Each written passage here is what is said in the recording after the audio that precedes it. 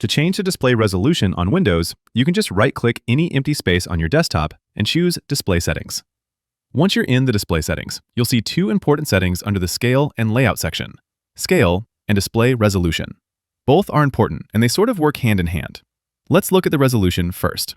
You can click the resolution menu, and you'll see all the available resolutions for your computer.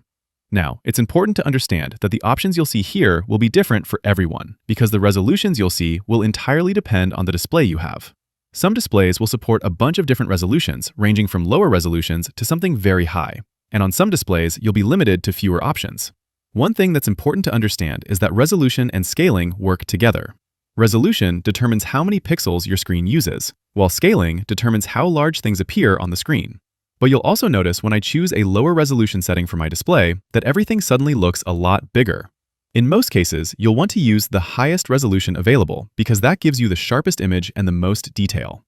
If everything looks too small after increasing the resolution, don't lower the resolution right away.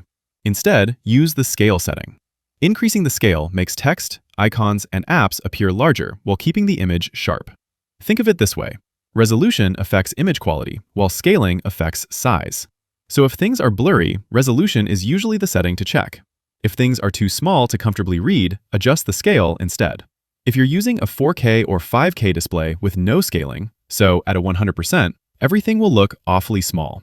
So usually with the higher resolution displays, you'll want to use scaling to help scale things to a reasonable size so you can see your menus and read text without any issues. For most people, Windows automatically recommends the best combination of resolution and scaling. So if you're not sure what to choose, the settings marked recommended are usually your best option. And that's how you change the screen resolution. Click that like button if this helped, subscribe for more quick and easy guides, and I hope to see you all in the next tutorial. Thanks all.